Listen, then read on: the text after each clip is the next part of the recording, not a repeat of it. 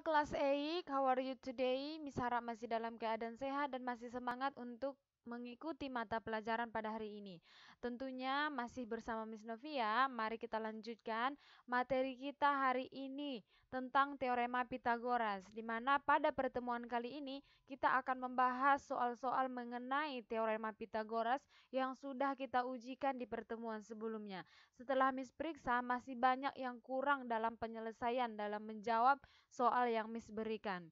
Nah, pada pertemuan kali ini kita akan membahas soal-soal tersebut khususnya paket A. Miss harap untuk anak-anak Miss semuanya ditonton sampai habis supaya bisa memahami dan menjawab soal-soal yang sudah Miss ujikan. Yang masih kurang paham silahkan ditonton sampai habis supaya tahu di mana letak kesalahannya dan bisa menjawab khususnya soal-soal tentang Teorema Pitagoras. Oke?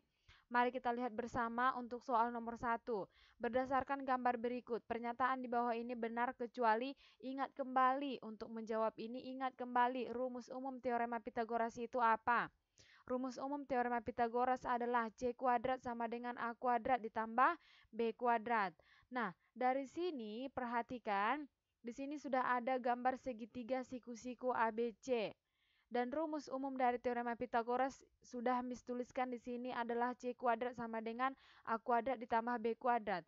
Nah, jika kita mau mencari B kuadratnya, sudah berulang kali juga Miss jelaskan ini di pertemuan sebelumnya. Jika kita mau mencari B kuadratnya, berarti B kuadrat berpindah ke sisi kiri, yang tinggal di sini A kuadrat, maka ini berpindah ke sisi kanan menjadi kurang atau negatif. Nah, perhatikan untuk pernyataan I. B kuadrat sama dengan A kuadrat ditambah C kuadrat. Ini masih salah karena di sini tanda positif atau penjumlahan. Harusnya di sini harus negatif, ya. Oke ya. Yang pernyataan kedua, A kuadrat sama dengan B kuadrat dikurang C kuadrat. Perhatikan. A kuadrat di sini adalah A kuadrat, sisi di depan sudut. Yang mana untuk mencari sisi miring itu C kuadrat sama dengan A kuadrat ditambah B kuadrat. Jika kita mau mencari A kuadratnya, seperti yang Miss bilang tadi, B kuadratnya tetap, C-nya berpindah menjadi kurang. Berarti untuk pernyataan I2 ini adalah benar ya. Selanjutnya pernyataan I3, C kuadrat sama dengan, sudah jelas salah, sudah jelas ya. Karena rumus umumnya adalah C kuadrat sama dengan A kuadrat ditambah B kuadrat. Selanjutnya, untuk pernyataan yang keempat, A kuadrat sama dengan B kuadrat ditambah B kuadrat. Sudah sangat jelas salah, oke? Ada beberapa memang yang sudah menjawab dengan betul. Nah, yang masih kurang paham, inilah jawabannya. Pernyataan yang benar berarti untuk pernyataan I2. Yang salah itu adalah I1, I3, dan bagian 4. Oke ya, yang masih kurang paham, silahkan dilihat inilah jawaban yang benarnya untuk nomor 1 bagian paket A. Ada juga yang sudah menjawab dengan benar. Nah, untuk lebih memahami silahkan perhatikan inilah jawabannya untuk nomor 1. Kita lanjut nomor 2. Pada gambar berikut, segitiga ABC di mana sudut A sama dengan 90 derajat, panjang sisi AB sama dengan 2 cm, dan AC sama dengan 35 cm.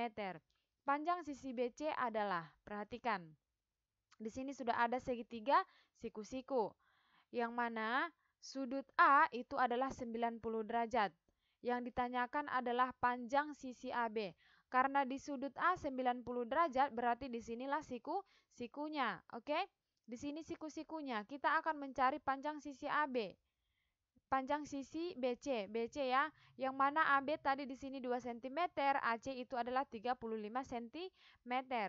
Maka untuk mencari BC-nya, yang mana BC di sini adalah sisi miring, itu rumusnya adalah C kuadrat sama dengan A kuadrat ditambah B kuadrat. Yang mana di sini sisi AB ditambah sisi AC. Kenapa kita tambahkan? Karena yang ditanyakan di sini adalah sisi miring. Sisi miring itu adalah sisi yang di depan sudut siku. Oke? Maka AB kuadrat tadi adalah 2. AC itu adalah 35, maka kita kuadratkan sehingga kita jumlahkan, maka hasilnya adalah 1229. Nah, karena di sisi kiri ini masih dalam bentuk kuadrat, ini berpindah ke sisi kanan menjadi akar 1229. Nah, jika ini kita akarkan, ini bentuknya menjadi desimal. Kalau bentuknya desimal, kita sederhanakan kembali bisa atau tidak. Nah, setelah disederhanakan, dia hasilnya masih tetap desimal. Boleh kita buat sampai di sini saja. Maka BC adalah akar 1229 cm. Oke, paham ya?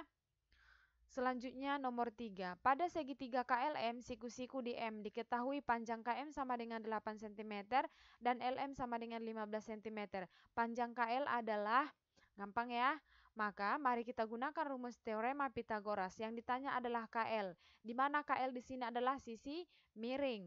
Langsung saja KM kuadrat ditambah LM kuadrat, karena ditambah di sini karena yang ditanyakan adalah sisi miring. Jika yang ditanya sisi miring, maka kedua sisi yang sudah diketahui tersebut kita jumlahkan. Maka 8 kuadrat ditambah 15 kuadrat kita jumlahkan, maka hasilnya 289. Seperti biasanya ini kita akarkan. Akar 289 itu adalah 17. Maka panjang KL adalah 17 cm. Selanjutnya nomor 4. Nah, pada nomor 4 ini, di sini masih banyak yang belum bisa menjawab. Yang diketahui hanya salah satu panjang sisinya. Untuk penerapan teorema Pitagoras, biasanya maksimal diketahui panjang sisinya 2. Nah, sekarang yang diketahui panjang sisinya 1, tetapi sudutnya diketahui. Ingat kembali, perbandingan sudut 30 derajat, 60 derajat, dan 90 derajat. Perbandingan sudut di depan 30 derajat itu adalah 1.